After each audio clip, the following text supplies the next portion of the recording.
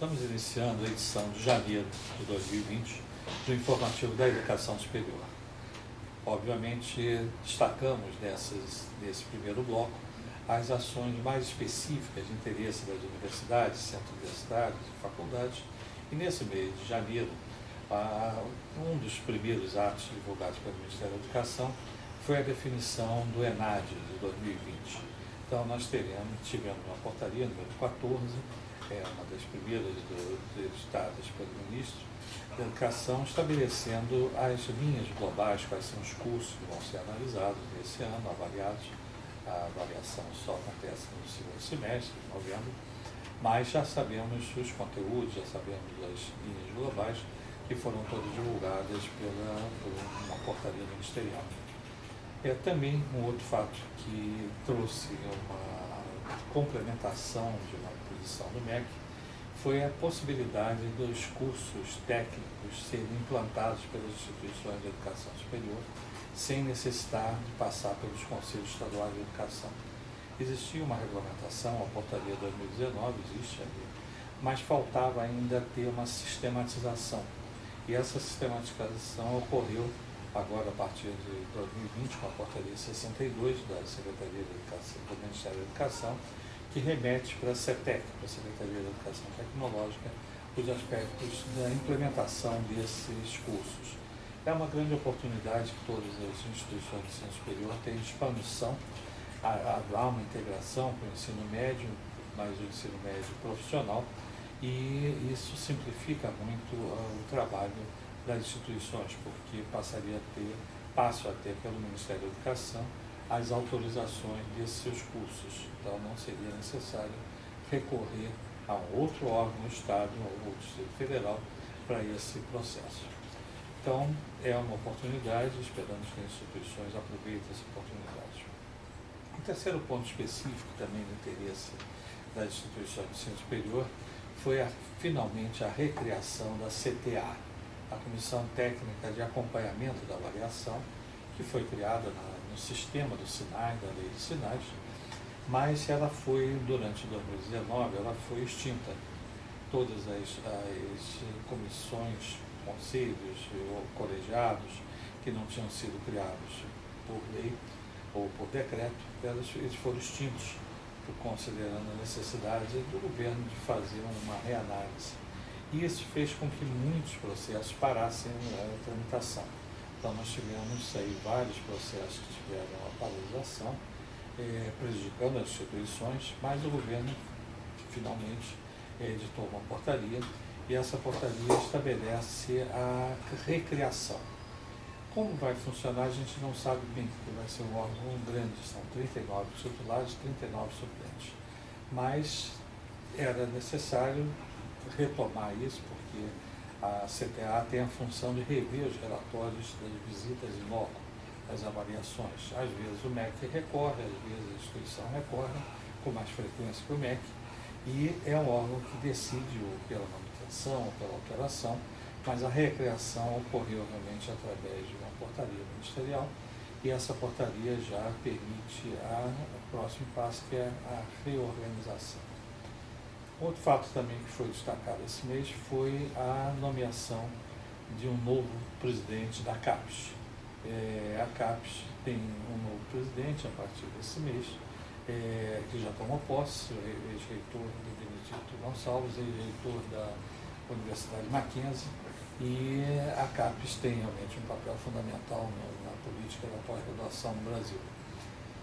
Também da CAPES vem uma outra portaria que estabelece os valores das bolsas a serem pagas para os participantes de programas que são programas no Brasil ou no exterior. Então, estão todos fixados em valores monetários, em moeda local, então tem em dólar, tem marco, tem euro, tem toda a distribuição de recursos que serão financiados para bolsas no Brasil e no exterior, mas temos já uma portaria que definiu esse aspecto para todas as instituições.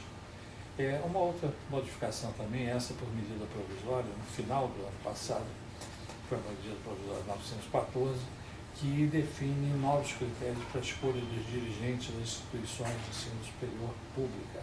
superior e básica, até o Colégio Pedro II, que também entra nesse conjunto, que é uma instituição de educação básica, mas que é federal.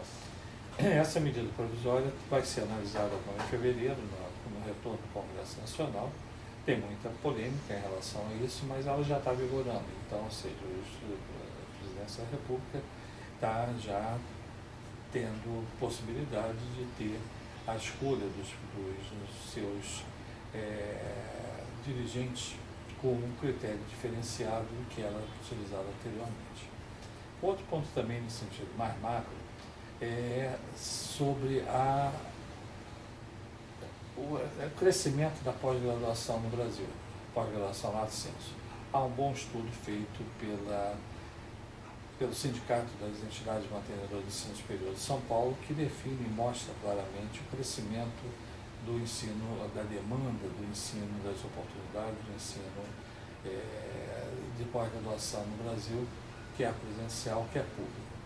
Mas nós temos, então, uma possibilidade significativamente grande desse crescimento, e o Ministério da Educação estabeleceu, inclusive, um site, tem todas as informações. É importante, nós disponibilizamos aqui esse link, para que você possa acessar e ver os detalhes em relação a isso, como acontece o registro dos certificados de pós-graduação, não é diploma, é certificado, e temos, então, esse novo tendência nesse sistema de educação superior no Brasil na pós-graduação. Então, as informações estão bem claras, não há um controle tão rígido quanto a graduação, mas é um grande mercado que acontece para todas as instituições de ensino superior. Tem instituição que tem melhores receitas no ensino após do que na graduação, que é uma opção. Você tem que ter esse processo de ter pelo menos um credenciamento para poder atuar na pós.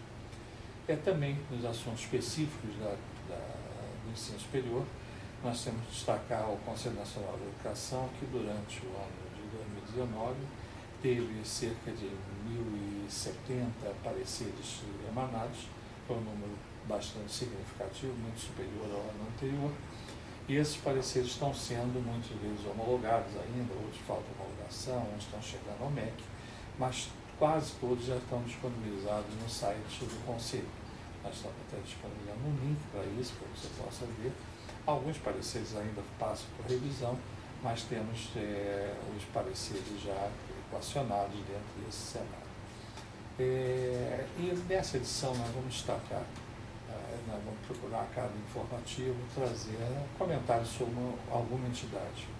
E, na verdade, uma das mais atuantes que acontece na área do ensino superior é a Associação Brasileira de Mantenedores de Ensino Superior, a ABMS, que está bem consolidada, foi fundada por grandes educadores, que alguns continuam entre nós ainda, hoje presidida pelo professor Celso Musquier, mas a ABMS tem um trabalho de realização em favor das instituições brasileiras da iniciativa privada bastante significativo. Tem uma participação boa em termos de associados, realiza periodicamente alguns encontros, participa de um fórum nacional do ensino superior, que congrega outras entidades também, mas a ABMS tem feito um trabalho marcante e merece ser destacado pelo nosso instituto nessa edição, primeira edição de 2020. Então, desejamos realmente,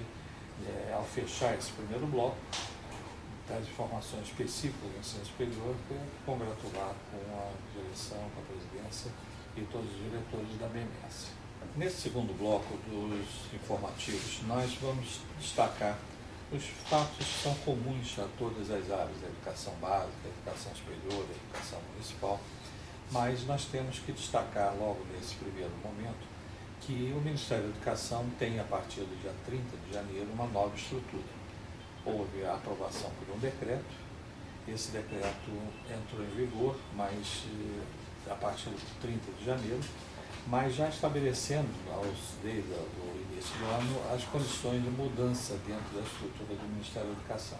Essas mudanças foram acontecendo, estão acontecendo gradualmente, nem todas serão implantadas de uma vez, mas houve uma redução significativa de funções, de cargos, etc.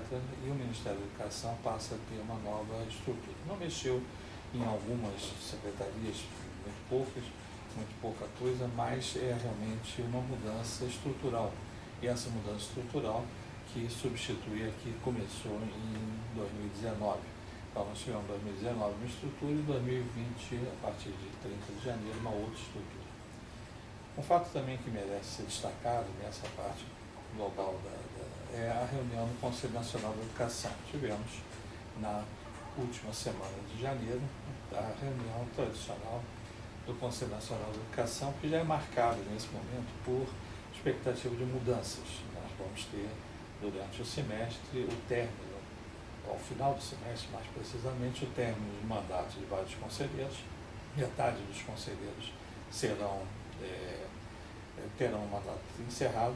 Alguns poderão ser reconduzidos, outros não, que já estão no segundo período, mas há realmente uma expectativa de mudanças. Já tivemos, inclusive, um certo reflexo com alguns conselheiros que talvez não sejam reconduzidos, já não foram nessa reunião de janeiro. Ele teve uma dificuldade de quórum da Câmara de Educação Superior na terça-feira, segunda não era deliberativa, mas terça-feira já tinha pauta, mas não foi possível por falta de conselheiro, falta de quórum. Mas a partir de quarta e quinta, todos os dias foram possíveis deliberações, porque atingiu o quórum mínimo necessário. Mas tivemos realmente reunião do Conselho Nacional da Educação, do Conselho Pleno e da Câmara de Educação Básica e Câmara de Educação Superior. Então nós temos aí já um início de fevereiro, da reunião será um pouco mais cedo, março já quase caminhando para o começo do mês, e a partir de abril sempre no começo de cada mês.